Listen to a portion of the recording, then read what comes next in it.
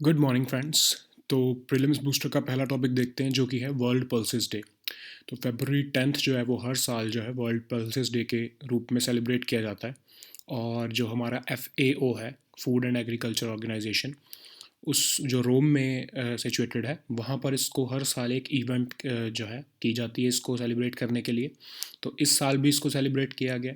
तो union minister of agriculture जो है उन्होंने इंडिया को रिप्रेजेंट किया इस बार। ये जो समिट है या एक तरह से इवेंट है जो ये वर्चुअली हुई है बिकॉज ऑफ कोविड पैंडमिक। तो ये इसके बारे में हम थोड़ा सा देखते हैं, ठीक है। तो उन्होंने क्या बोला इस बार कि इंडिया जो है वो बिगेस्ट प्रोड्यूसर और कंज्यूमर जो है पल्सेस का वो बन चुका है वर्ल्ड में। और हम ऑलमोस्ट सेल्फ सफिशिएंसी जो है वो पल्सेस में ला चुके हैं, ठीक है। तो सेल्फ सफिशिएंसी जब हम पल्सेस में ला चुके हैं तो जो बाहर से जो हमको इंपोर्ट करने की हमको ज़रूरत जो है वो नहीं पड़ेगी, ठीक है। उससे क्या होगा कि प्राइस फ्लक्चुएशन या इंपोर्ट रिस्ट्रिक्शंस या कोई हमको कंट्री अगर ना दे, एक्सपोर्ट की कुछ प्रॉब्लम आ जाए, तो वो उसके सारी जो हमारी जो एक्सटर्नल प्रॉब्लम्स होती हैं उससे हमारी पल्सेस के प्राइस पे जो है कोई इशू नहीं आएगा, ठीक है। तो इंडिया में अब जब देखो लास्ट 5-6 ईयर्स, खासकर 2014 से जब शुरू शुरू में जब गवर्नमेंट आई थी, तो गवर्नमेंट ने देखा कि there was a disproportionate gap between India's consumption of pulses and uh, uh, production of pulses, ठीक है। तो मतलब प्रोड्यूस हम बहुत कम कर रहे थे एज, और जबकि हम कंजम्पशन में वर्ल्ड में फर्स्ट नंबर पर थे पल्सेस में, ठीक है। तो गवर्नमेंट ने एक तरह से बहुत ट्राई किया और कहा कि आपको हम इंडिया जो है हमें जो है सेल्फ सफिशिएंसी लेके आनी पड़ेगी पल्सेस में, बिकॉज हम बहुत ज़्यादा इंपोर्ट कर रहे थे, ठीक है। तो इंडिया ने जो है अपनी जो हमारी एग्रीकल्चर मिनिस्ट्री है उसने बहुत सारी स्कीम्स निकाली, फिर जो है फार्मर्स को बहुत ज़्यादा कंपनसेट किया। तो क्या हुआ कि 140 लाख टन्स की हम प्रोडक्शन करते होते थे, आई थिंक 2014 के आसपास की बात है। और उससे हम अब जो है अब ये 2019-20 में हम 240 लाख टन्स की जो है प्रोडक्शन पे आ चुके हैं, ठीक है। तो अब देखो कितना एक ह्यूमंगस इंक्रीज़ है, ऑलमोस्ट 100 लाख टन का इंक्रीज़ हुआ है। तो उससे क्या हुआ है कि हम सेल्फ सफिशिएंट अब पल्सेस में बन चुके हैं, ठीक है। तो इंडिया ने ये 23.15 मिलियन टन्स पल्सेस जो हैं 2019-20 में प्रोड्यूस किए हैं, जो कि 23.62% ऑफ द वर्ल्ड है। तो 23.15 मिलियन टन्स कितना हुआ, मतलब 231.5 लाख टन्स हुआ, ठीक है। ये मिलियंस में है, वो लैक्स में है, ठीक है। तो इसलिए इसको कन्वर्ट करके देखोगे तो आप 231.5 लाख टन्स के आसपास बनता है। तो इस साल हमने, और हम जो है 240 लाख के आसपास हम आ चुके हैं। तो UN जनरल असेंबली ने 2019 में ये डिसाइड किया कि जो है फरवरी 10th को हम हर साल वर्ल्ड पल्सेस डे के नाम से सेलिब्रेट किया करेंगे, ठीक है। तो अब इसके बारे में थोड़ा सा और देखते हैं, ये क्यों मनाया जाता है, क्यों सेलिब्रेट किया जाता है, ताकि हम अवेयरनेस जो है वो क्रिएट कर सकें लोगों में कि about the benefits of pulses in sustainable food production. अब जो पल्सेस होती हैं वो हमारे फार्मर के लिए भी अच्छी होती है, हमारे एनवायरनमेंट के लिए भी अच्छी होती हैं, और जो है हमारी हेल्थ के लिए भी अच्छी होती हैं, ठीक है। तो ये जो खासकर हमारी नदन बेल्ट है, यहाँ पर अगर हम पल्सेस की जो है वो खेती करें तो हमारा जो एनवायरनमेंट है वो उसके लिए भी बेटर होगा, उससे प्राइस रियलाइजेशन भी जो है फार्मर को अच्छी होगी, और जो हमारी कंट्री में कंजम्पशन भी बहुत ज़्यादा होती है तो इसकी डिमांड भी ऑलरेडी है। तो इट्स बेटर कि हाँ, जो हम नदन बेल्ट में जहाँ पर पैडी और वीट की जो है प्रोडक्शन ज़्यादा की जाती है, तो हम इस हमारे को इसकी तरफ मूव होने के लिए बहुत ज़्यादा जो है ऑप्शंस भी हैं और रीजंस भी हैं इसकी तरफ मूव होने के लिए, ठीक है। तो 2016 में क्या हुआ, आई मीन 2013 में क्या हुआ कि UN जनरल असेंबली ने कहा कि पल्सेस जो हैं दे आर वेरी इंपॉर्टेंट। तो 2016 को जो है international year of pulses declare कर दिया गया, ठीक है। और UN food and agriculture organisation जो है वो हर साल जो है, जैसे जो वर्ल्ड पल्सेस डे है उस दिन डोनेशन देती है पल्सेस की कंट्रीज़ में, या फिर बेनिफिट्स के लिए जो पल्सेस के अवेयरनेस क्रिएट करती है सारी कंट्रीज़ में, खासकर डेवलपिंग कंट्रीज़ में, ठीक है। अब इसको प्रपोज किसने किया था, ठीक है। जब देखने से आपको या सुनने से लग रहा होगा कि इंडिया ने ये प्रपोज किया होगा कि जो पल्सेस है वर्ल्ड पल्सेस डे हमको सेलिब्रेट करना चाहिए, बट नो, बुर्किना फासो एक लैंडलॉक्ड कंट्री है वेस्ट अफ्रीका में, उस उन्होंने प्रपोज किया कि जो है फरवरी 10th जो है उसको वर्ल्ड पल्सेस डे सेलिब्रेट किया जाना चाहिए, ठीक है। तो याद रखना कि इंडिया ने नहीं प्रपोज किया, बुर्किना फासो ने प्रपोज किया ये डे को सेलिब्रेट करना। तो इस साल का हमारा थीम क्या है वर्ल्ड पल्सेस डे 2021 का थीम है लव पल्सेस, ठीक है। अब बेनिफिट्स ऑफ पल्सेस तो आपको पता ही है, ये देख लेना, इसको आप ऐसे ही पढ़ लेना है। मैंने आपके इसलिए लिखा है क्योंकि बिकॉज बहुत डिफरेंट क्वेश्चंस आ रहे हैं आजकल, तो देर इज़ नो कोई हम ये कह नहीं सकते कि इस बार कोई आजकल जो है क्वेश्चंस एग्जाम्स में कैसे से पूछे जा रहे हैं। तो मैंने आपको बेनिफिट ऑफ पल्सेस भी कवर करके दे दिया, इसको भी आप पढ़ लेना, बिकॉज कभी आप कोई ऑप्शन में आ सकता है या आपको मेंस में भी अगर कभी आंसर में लिखना हो तो उसमें भी हेल्प करेगा। ठीक है, अब हम देखते हैं UN food and agriculture organisation, क्योंकि ये इंपॉर्टेंट है, ये वर्ल्ड पल्सेस डे को सेलिब्रेशन में यहीं पर सेलिब्रेट किया जाता है इवेंट के थ्रू। तो इसको भी देख लेते हैं क्या है ये एक यूएन की एफिलिएटेड बॉडी है, 1945 में इस्टेब्लिश की गई थी रोम में, मतलब इटली में, और इसका गोल है providing food security for everyone and assuring that people will have access to high quality food. ये एक सोर्स ऑफ नॉलेज है और इन्फॉर्मेशन है, और ये डेवलपिंग कंट्रीज़ को हेल्प करती है कि वो अपनी जो है एग्रीकल्चर को मॉडर्नाइज कर सकें और ट्रांसफॉर्म कर सकें एक मॉडर्न एग्रीकल्चर में। ठीक है, फिर ये हर साल आपको पता ही है, हम हर साल कुछ ना कुछ पढ़ते ही हैं। इंडिया एक तो, हाँ, इसका इंडिया ये है कि इंडिया इसका मेंबर है, ऑफ कोर्स इंडिया इज़ जो है मेंबर है, तभी जो है हमारे यूनियन मिनिस्टर इसको जो है वो एड्रेस कर रहे हैं अभी। तो जो ये है FAO है, ये हर साल state of the world food, state of the world forest, state forestry, state of the world agriculture, ये ऐसी ऐसी नाम से रिपोर्ट्स निकालता है। तो जहाँ आपको जाके दिखेगी स्टेट ऑफ द वर्ल्ड ऐसे कुछ करके है, तो देयर इज़ अ चांस कि FAO की वो रिपोर्ट होगी। ठीक है, तो ये हमारा वर्ल्ड पल्सेस डे था। अब हमारा वर्ल्ड रेडियो डे, तो अभी प्राइम मिनिस्टर नरेंद्र मोदी जी ने कॉन्ग्रेचुलेट किया है एक तरह से लोगों को कि कहा है कि वर्ल्ड रेडियो डे के सेलिब्रेशन पे लोगों को कॉन्ग्रेचुलेट किया है। तो वर्ल्ड रेडियो डे जो है वो February 13 को जो है सेलिब्रेट किया जाता है हर साल। और ये है क्या, ठीक है, सबसे पहले 2011 में जो यूनेस्को के मेंबर स्टेट्स थे उन्होंने कहा कि हम वर्ल्ड रेडियो डे मनाया करेंगे जो है, और February 13 को उन्होंने वर्ल्ड रेडियो डे सबसे पहली बार 2011 में मनाया। ठीक है, फिर UN जनरल असेंबली ने उसके नेक्स्ट साल से ही 2012 से ही इसको अडॉप्ट कर लिया, और उसके बाद से जो है सारी की सारी जो UN की कंट्रीज़ हैं, UN जनरल असेंबली की कंट्रीज़, वो वर्ल्ड रेडियो डे को उन्होंने मनाना शुरू कर दिया। ठीक है, अब इंडिया में इसका क्या थोड़ा सा लिंक है रेडियो का। अब इंडिया में क्या हुआ कि अगस्त 1920 में सबसे पहला रेडियो ब्रॉडकास्ट किया गया from the roof of a building. ठीक है, और उसके 3 साल के बाद मतलब 1923 में रेडियो क्लब ऑफ बॉम्बे जो है उसको फॉर्म किया गया। ठीक है, अब थीम क्या है इस बार वर्ल्ड रेडियो डे का, ठीक है, अब ये पढ़ लो। अब यूनेस्को जो है वो उसको सेलिब्रेट कर रहा है, 10th एनिवर्सरी होगी, क्योंकि 2011 में उन्होंने शुरू किया था, तो 2021 चल रहा है, तो इस बार 10th एनिवर्सरी को सेलिब्रेट कर रहा है वो वर्ल्ड रेडियो डे की। तो 110 साल हो चुके हैं रेडियो को आए हुए जो है वर्ल्ड वाइड। तो उसके थीम्स क्या हैं, evolution, the world changes, radio revolves, innovation, connection, these are all themes of this year's world radio day. ठीक है, नेक्स्ट हमारा टॉपिक है Arjun main battle tank MK1A। अब जो प्राइम मिनिस्टर नरेंद्र मोदी जी हैं वो कल जो है चेन्नई में गए हुए थे, तो उन्होंने जो है एक तरह से इंडियन आर्मी को जो है अर्जुन मेन बैटल टैंक जो है वो डेडिकेट किया है, एक तरह से उन्होंने उनको हैंड ओवर किया है। तो आर्मी जो है उनको 118 यूनिट्स मिलेंगे मेन बैटल टैंक, जो अर्जुन हमारा मेन बैटल टैंक है उसके, और उसको डिज़ाइन, डेवलप और मैन्युफैक्चर DRDO ने किया है, CVRDE। अब ये CVRDE भी देखते हैं क्या है, combat vehicles research and development establishment. ये DRDO की ही लेबोरेटरी है जिसके साथ मिलकर DRDO ने अर्जुन मेन बैटल टैंक जो है प्रोजेक्ट उसके ऊपर काम किया है। ठीक है, तो अर्जुन मेन बैटल टैंक जो प्रोजेक्ट था वो 1972 में शुरू किया गया DRDO के द्वारा। ठीक है, फिर उसमें ये CVRD जो है वो लीड लेबोरेटरी जो थी वो इनको हेल्प कर रही थी बनाने में। ठीक है, फिर इसकी मास प्रोडक्शन कब शुरू की गई, 1996 में इसको इंडियन ऑर्डिनेंस फैक्ट्री जो है वहाँ पर भेज दिया गया। शुरू में इसके ऊपर रिसर्च चली, ठीक है, 1972 से कि जो अर्जुन टैंक है वो कैसे बनेगा। फिर पूरी रिसर्च करने के बाद जो है वो प्रोडक्शन फेज़ में जब भेजा गया, उसको कब भेजा गया, 1996 में।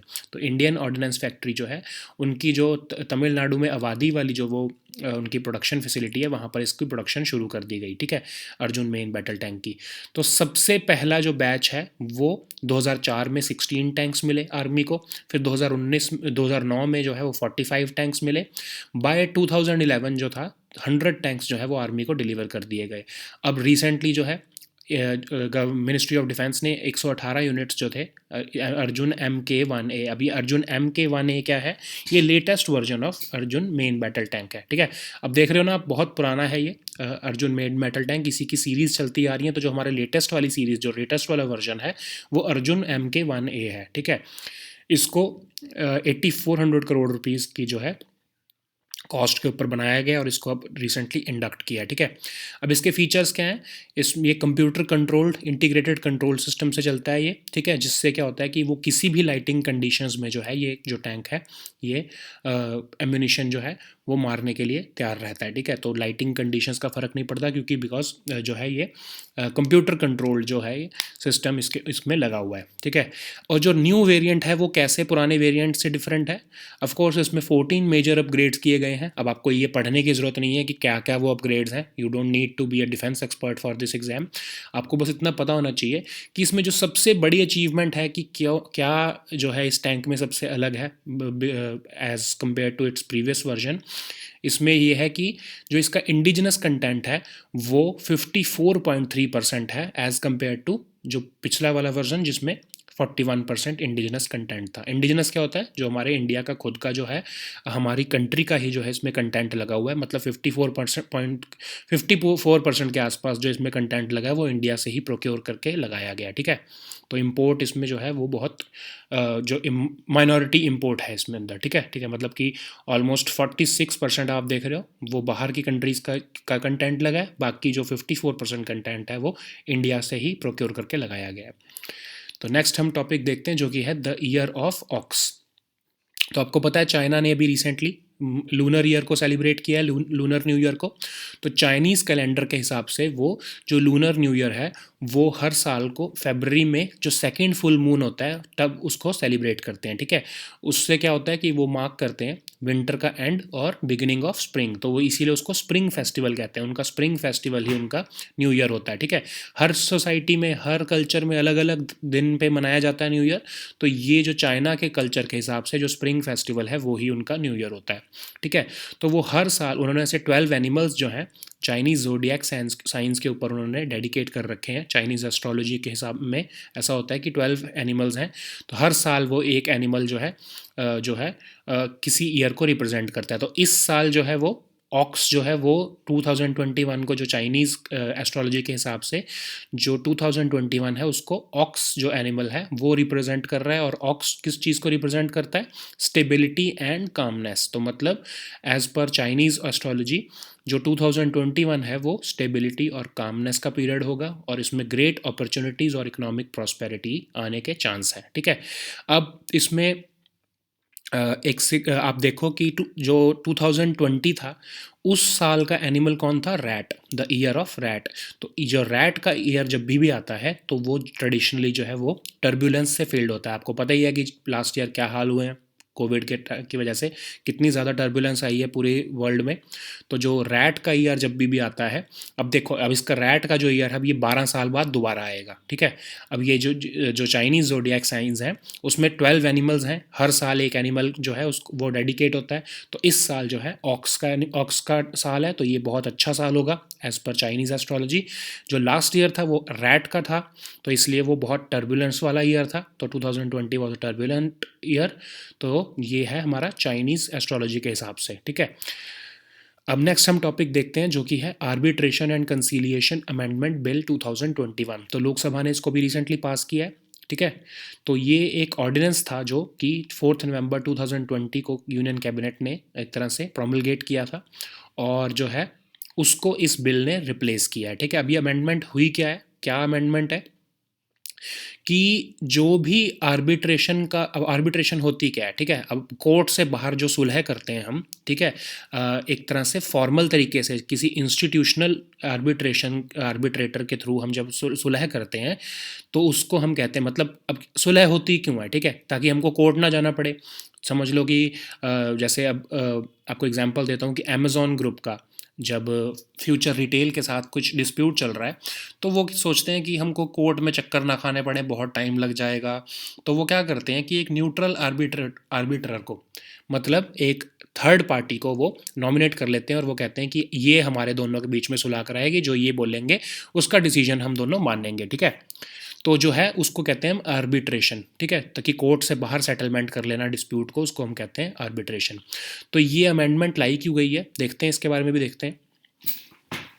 अब इस अमेंडमेंट में कहा गया है कि अगर कोई आर्बिट्रेशन के ट्रिब्यूनल ने, या आर्बिट्रेशन के ट्रिब्यूनल ने अगर कोई अवार्ड दे दिया है कि एक उन्होंने जजमेंट सुना दी है अपनी, तो उसकी हर पार्टी, जो दोनों पार्टीज़ होंगी या तीन पार्टीज़ होंगी, जितनी भी पार्टीज़ हो सकती हैं किसी भी डिस्प्यूट में, तो उनको जो है अपॉर्चुनिटी मिलेगी कि वो अनकंडीशनल स्टे जो है वो उसके ऊपर ले सकें, अगर जो एग्रीमेंट या जो कॉन्ट्रैक्ट है, अब समझ लो फ्यूचर रिटेल का और अमेज़ॉन का जो डिस्प्यूट चल रहा है, अगर वो आर्बिट्रेशन में चल रहा है, लेकिन वो जिस वजह से वो डिस्प्यूट कर रहे हैं, जिस एग्रीमेंट के पीछे वो डिस्प्यूट कर रहे हैं या जिस कॉन्ट्रैक्ट के पीछे वो डिस्प्यूट कर रहे हैं, अगर उसमें फ्रॉड या करप्शन है, इन्वॉल्व है, कि उसका अंडरलाइंग कॉज ही फ्रॉड या करप्शन होता, तो फिर जो है उसके ऊपर जब अगर कोई जजमेंट भी दे देता है जो आर्बिट्रेशन वाले, जो आर्बिट्रेशन ट्रिब्यूनल, तो कोई भी पार्टी जो है उसके ऊपर एक तरह से अब वो अनकंडीशनल स्टे ले सकती है कि उसके उस अवार्ड को या उस जजमेंट को मानने से वो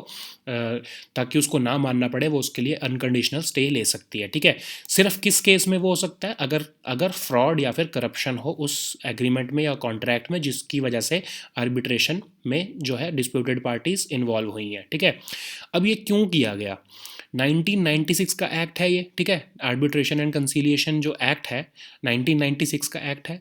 उसमें क्या होता था कि उसमें एक प्रोविज़न था कि ऑटोमेटिक स्टे हो जाएगा आर्बिट्रल अवार्ड पे, अगर जो कोई भी पार्टी है वो कोर्ट में मूव कर जाए, ठीक है। मतलब समझ लो फ्यूचर रिटेल और अमेज़ॉन के बीच में जो भी डिस्प्यूट हुआ, फिर आर्बिट्रल जो अवार्ड समझ लो कि उन्होंने कहा कि नहीं जी, जो अमेज़ॉन है वो सही है, उनको जो है फ्यूचर रिटेल को कुछ पैसे देने चाहिए, या फिर फ्यूचर जो भी उनके अंदर, मतलब कि अमेज़ॉन के फेवर में अगर आर्बिट्रेशन का जो अवार्ड है वो चला गया, तो जैसे अब एज़ पर द 1996 एक्ट, जैसे ही फ्यूचर रिटेल अगर कोर्ट में मूव करता, तो उसको जो आर्बिट्रेशन का जो अवार्ड है वो देने उसको कंप्लाई करने की ज़रूरत नहीं पड़ती, ऑटोमेटिकली उस अवार्ड के ऊपर स्टे लग जाता, ठीक है। तो जो है इसी चीज़ को उन्होंने अवॉइड करने के लिए, इस चीज़ के ऊपर क्लैरिटी लाने के लिए ही ये अमेंडमेंट लाई गई है, ताकि जिसके अंदर कहा है कि ये स्टे सिर्फ तभी लगेगा, ऐसा नहीं कि अब जैसे ही आप कोर्ट में मूव करें उसके ऊपर ऑटोमेटिकली स्टे लग जाए उसी टाइम। उन्होंने कहा ना, इस अमेंडमेंट में ये चीज़ कही गई है कि कोर्ट में मूव करने की वजह से ही सिर्फ स्टे नहीं लगेगी, वो सिर्फ तभी लग सकती है कि अगर उस कॉन्ट्रैक्ट में या जिस एग्रीमेंट के पीछे डिस्प्यूट चल रहा है उसमें फ्रॉड या फिर करप्शन इन्वॉल्व हो, ठीक है। अगर वो एक नॉर्मल डिस्प्यूट है, ठीक है, जिसमें सिर्फ इंटरप्रिटेशन का, जैसे समझ लो कि आप कुछ इंटरप्रेट कर रहे हो, मैं कुछ इंटरप्रेट कर रहा हूँ, उसकी वजह से हम आर्बिट्रेशन पे गए हैं, ठीक है, उसमें कोई फ्रॉड या करप्शन तो नहीं है, लेकिन इसमें अगर जो है मैं कोर्ट में मूव कर गया, तो ऑटोमेटिक जो है आर्बिट्रेशन के ऊपर जो हमारी आर्बिट्रेशन की जजमेंट आई है या फिर अवार्ड मिला है, उस पर ऑटोमेटिक स्टे नहीं लगेगा, वो सिर्फ तभी लग सकता है जब उस केस में फ्रॉड या फिर करप्शन हो, ठीक है। फिर इस अमेंडमेंट में उन्होंने क्वालिफिकेशन फॉर आर्बिट्रेटर्स भी बताई है। अब आर्बिट्रेटर्स कौन से होते हैं, जो सुलह कराते हैं, थर्ड पार्टी वाले लोग। कौन कौन बन सकते हैं वो, एक एडवोकेट, जो कि एडवोकेट्स एक्ट में जो है रजिस्टर्ड है और 10 साल का जिनके पास एक्सपीरियंस है, कोई ऑफिसर जो कि इंडियन लीगल सर्विस का है, ठीक है। और उन्होंने कहा है कि जो भी आर्बिट्रेटर बनना चाहता है उसको मिनिमम जो है वो कॉन्स्टिट्यूशन ऑफ इंडिया की जो नॉलेज होनी चाहिए, ठीक है। अब बैकग्राउंड देखते हैं इसमें। अब ये बैकग्राउंड में ना, क्या आपको मैंने एक ये arbitration and conciliation amendment act 2015, अब आप सोचोगे कि 2015 के करंट अफेयर्स आपको क्यों बता रहा हूँ मैं, बिकॉज जो आजकल करंट अफेयर्स आ रहे हैं वो किसी भी न्यूज़ आइटम को उठा लेते हैं और उसकी बैक डेट से कोई अगर अमेंडमेंट हुई हो उसको भी पूछ डालते हैं, ठीक है। जैसा कि अभी रिसेंटली पंजाब के जो है सिविल सर्विसेज एग्ज़ाम में हुआ है कि एक चीज़ न्यूज़ में चल रही है, उसका बहुत पुराना 2012 या 13 में अगर कोई अमेंडमेंट हुआ था, अब वो करंट अफेयर्स उस टाइम के होने चाहिए थे असल में, लेकिन वो क्योंकि सिर्फ ये नाम आ गया है न्यूज़ में इस बार, तो वो उसको बहुत, चाहे वो पुरानी अमेंडमेंट हो उसकी कोई या कुछ भी, बहुत पुराने बैकग्राउंड में चले जाते हैं जो आजकल एग्ज़ाम में, ठीक है। इसीलिए जो 2015 का जो इस बार जो एक बिल था जो कि एक्ट बन चुका है, उसके भी फीचर्स आपको इस बार मैं बता रहा हूँ, ठीक है। तो जो 2015 का जो एक्ट है उसको देख लेते हैं थोड़ा सा, ठीक है। उसको इस जो है एक्ट को बनाया गया था अमेंडमेंट, जो 1996 का ओरिजिनल एक्ट था, ठीक है। उसके बाद 2015 में उसमें अमेंडमेंट की गई थी, और उसके फीचर्स देखते हैं अब। उसमें देख कहा गया था कि जो पार्टीज़ हैं वो जो है डायरेक्टली अप्रोच कर सकती हैं आर्बिट्रल इंस्टीट्यूशंस को, जो कि सुप्रीम कोर्ट ने जो है वो इंटरनेशनल कमर्शियल आर्बिट्रेशन के लिए एक तरह से डेजिग्नेट किए हैं, ठीक है। या फिर जो है वो हाई कोर्ट्स ने डेजिग्नेट किए हैं, ठीक है। मतलब सुप्रीम कोर्ट कहता है या फिर हाई कोर्ट कहता है कि ये जो इंटरनेशनल कमर्शियल आर्बिट्रेशन जो इंस्टीट्यूशंस हैं, यहाँ पर जाके आप अपना जो है डिस्प्यूट आप रिजॉल्व करवा लो हमारे पास आने से पहले, ठीक है। तो सुप्रीम कोर्ट से या हाई कोर्ट से परमिशन लेने से पहले उनकी जो एक्रेडिटेड ऐसे इंटरनेशनल कमर्शियल आर्बिट्रेशन सेंटर्स हैं, उन पे आप डायरेक्टली ही जाके अप्रोच कर सकते हो, आपको कोर्ट्स की परमिशन लेने की ज़रूरत नहीं पड़ेगी, ठीक है। फिर उन्होंने एक इंडिपेंडेंट बॉडी बनाई थी इसी अमेंडमेंट एक्ट में, आर्बिट्रेशन काउंसिल ऑफ इंडिया, ठीक है। जिसमें क्या होगा कि आर्बिट्रल इंस्टीट्यूशन और जो आर्बिट्रेटर्स हैं उनकी जो है एक्रेडिटेशन जो है वो इसमें एक्रेडिटेशन करने का प्रोविज़न था कि ये ACI जो है वो एक्रेडिट करेगा कि कौन जो है इंस्टीट्यूशन बन सकता है आर्बिट्रेशन का, और कौन जो है वो आर्बिट्रेटर बन सकता है, ठीक है। अब ACI जो बॉडी थी, उसके चेयरपर्सन जो होते ACI के, वो या तो कोई जज होते सुप्रीम कोर्ट के, ठीक है, या फिर वो कोई होते चीफ जस्टिस या फिर जज ऑफ एनी हाई कोर्ट, ठीक है, या फिर कोई एक, अब ये है एमिनेंट पर्सन, ठीक है, कोई एमिनेंट पर्सन भी बन सकता था इसका मेंबर, ठीक है। और अदर मेंबर्स जो है वो एक अकेडमिशियन भी होना उसमें इंपॉर्टेंट था कि कोई एक बहुत इंपॉर्टेंट या एमिनेंट अकेडमिशियन हो, और उसके अलावा जो है वो गवर्नमेंट भी उसमें मेंबर्स जो अपने नॉमिनेट करती इस ACI के अंदर, ठीक है। फिर इसके अंदर और भी एक जो है अमेंडमेंट की गई, सब सेक्शन 1 ऑफ 29A में कहा गया कि इंटरनेशनल आर्बिट्रेशन की जो है कोई टाइमलाइन नहीं है। मतलब कि अगर इंटरनेशनल जो आर्बिट्रेशन चल रही है, समझ लो कि वोडाफोन या और गवर्नमेंट ऑफ इंडिया के बीच में कोई आर्बिट्रेशन चल रही है, ठीक है। बेसिकली ये किया ही इसीलिए गया था कि केन एनर्जी और वोडाफोन के, आपको पता है कि आर्बिट्रेशन चल रही थी, अभी रिसेंटली अवार्ड भी आया, हमने पढ़ा भी था अपने प्रीलिम्स बूस्टर में कि उनके अगेंस्ट गवर्नमेंट ऑफ इंडिया उनका जो है दोनों केसेस जो है वो against government of India arbitration ने अवार्ड दिया है। तो इसीलिए कहा गया था कि कोई टाइमलाइन नहीं होगी, चाहे कितना भी टाइम लगे इंटरनेशनल आर्बिट्रेशन में, उसको इस अमेंडमेंट एक्ट में हटा दिया गया, टाइमलाइन की ज़रूरत नहीं पड़ेगी अब, ठीक है। कि मतलब गवर्नमेंट ऑफ इंडिया या फिर इवन कोई इंडियन कंपनी, समझ लो रिलायंस का, अगर समझ लो अमेज़ॉन के साथ कोई डिस्प्यूट हो जाता, तो अगर वो इंटरनेशनल लेवल पर चल रहा होता तो उसके टाइमलाइन की ज़रूरत नहीं थी, चाहे वो 20 साल चले या 25 साल चले, कितने भी साल चलता रहे वो आर्बिट्रेशन, ठीक है। उसके बाद उन्होंने कहा कि अगर कोई ऐसे ही जो आर्बिट्रेशन का अवार्ड आ जाता है, मतलब समझ लो कि जैसे गवर्नमेंट ऑफ इंडिया जो है उसका के खिलाफ अब अवार्ड आ गया, समझ लो वोडाफोन का, ठीक है। कि मतलब वोडाफोन सही था, और गवर्नमेंट ऑफ इंडिया जब प्रणब मुखर्जी जी हमारे जो फाइनेंस मिनिस्टर थे, तो उन्होंने जो भी किया था उस टाइम पर, तो जो वो गलत किया था, तो वोडाफोन इज़ राइट और गवर्नमेंट ऑफ इंडिया जो है वो सही है। तो जो इसका I mean government of India जो गलत है, वोडाफोन इज़ राइट। तो जो अवार्ड आया है इसका, उसको 12 महीने के अंदर अंदर आपको कंप्लीट करना है उस अवार्ड को, चाहे उसको आपको आगे लेके जाना है केस को, या फिर आपको जो है कॉम्पनसेशन देनी, जो भी करना है आपको उसके ऊपर एक्शन विद इन 12 मंथ्स आगे करना पड़ेगा, ठीक है। फिर एक सेक्शन 42A भी डाला गया, जिसमें कहा गया कि जो भी आर्बिट्रेशन चल रही है, उसकी जो भी प्रोसीडिंग्स हैं, उसकी कॉन्फिडेंशियलिटी बना के रखनी है एक्सेप्ट अवार्ड, ठीक है। अब जो जजमेंट आ गई है आर्बिट्रेशन की, वो तो बताना ही पड़ेगा, वो तो आपको पब्लिक जो है पब्लिक करनी ही पड़ेंगी। लेकिन जो डेली की प्रोसीडिंग्स चल रही हैं, जो आर्बिट्रेशन में जो भी बात चल रही है, उसकी कॉन्फिडेंशियलिटी बनाने का इसके अंदर प्रोविज़न था, ठीक है। तो ये था हमारा 2015 का एक्ट, ठीक है। अब इसको भी आपने पढ़ लिया है, इसको ध्यान से पढ़ लेना। अब ये न्यू अमेंडमेंट है तो 2021 की, और ये एक ऑर्डिनेंस है, उसको लोकसभा में पास कर दिया गया है, ठीक है। तो ये हमारे आज के टॉपिक्स है, इसके ऊपर आप MCQs कर लेना। We'll meet next time with new topics. Until then, goodbye and take care.